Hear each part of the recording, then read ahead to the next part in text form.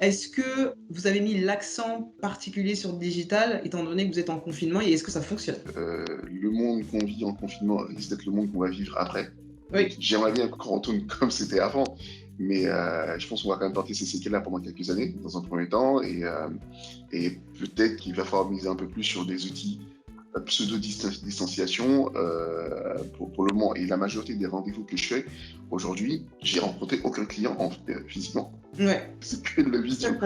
Google Meet, c'est devenu mon meilleur ami, quoi. Donc c'est pas un problème pour toi en tout cas? Ah non, non, non, en fait, Au contraire? enfin, au contraire, oui. Alors, évidemment, c'est beaucoup plus facile de convaincre, et là, je rejoins Damas sur ça. Quand vous êtes en face à face, il y a beaucoup de choses que vous pouvez faire. Oui, L'écran donne un pouvoir énorme aux gens. On se sent hyper protégé par un écran, et c'est encore plus vrai dans le domaine commercial. Tout le monde est fait avec un téléphone, mais en face à face, ça devient beaucoup plus chaud. ouais, Et c'est vrai que le temps de conviction, le temps que vous mettez à closer un client en visio, vous allez faire 2-3 visios pour closer un client. Alors que c'est ouais. Bah oui. C'est comme l'effet email et appeler les gens. Voilà, exactement. On a répondu à toutes les questions. Là, du coup, on signe, en fait, globalement. Sinon, on ne se revoit pas. C'est beaucoup plus simple. Mais là, le fait de attendez, j'ai encore une question, on va se faire une visio, ça devient un jeu pour les gens de faire des visios. Ouais. Nous, entrepreneurs, on n'a pas forcément ce temps de hey, on va jouer. Non. On n'a pas ce temps, mon ami. Et toi, Nadège, côté digital, donc toi, tu es passé carrément sur le web, du coup. Ouais. C'est une bonne chose ou une mauvaise chose?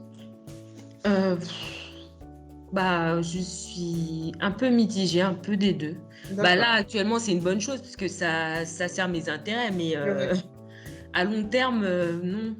Enfin, même à moyen terme, je pense pas que ce soit une bonne chose parce que pareil, moi, j'aime bien le contact avec les gens et enfin, c'est pour ça que j'ai ouvert une société d'événementiel parce que j'aime être au contact des gens et là, en ligne, je trouve que c'est assez, tu sais, c'est très, c'est impersonnel en fait. Ouais. Enfin, la personne vient, elle clique sur un truc ou sinon on t'envoie un mail ou un message. Enfin, c'est pas pour moi. Enfin, là ça va, mais je pense pas que je pourrais tenir longtemps donc. Peut-être justement jouer sur les deux quand tu auras ta boutique pour être Aussi. moins dépendante du prochain confinement. Apparemment, il y en aura d'autres à venir. Mais de se dire que justement, que cette partie où tu n'aimes pas cet aspect impersonnel, quand tu es sur le digital, d'apporter une touche personnelle, un petit mot, une petite carte. N'hésitez pas à nous contacter tes clients sur des réseaux sociaux, ce genre de choses. Donc, c'est à toi d'affiner cet aspect personnel dans ton offre digitale en tout cas. Ok. Mais justement, en parlant des réseaux sociaux et des plateformes, il y a aussi une stratégie qui devient très importante, c'est de se dire que c'est OK, il y a plein de plateformes qui arrivent. Maintenant, il y a Twitch, je sais plus quoi, machin, etc. Il y a des teams qui se développent. Telegram.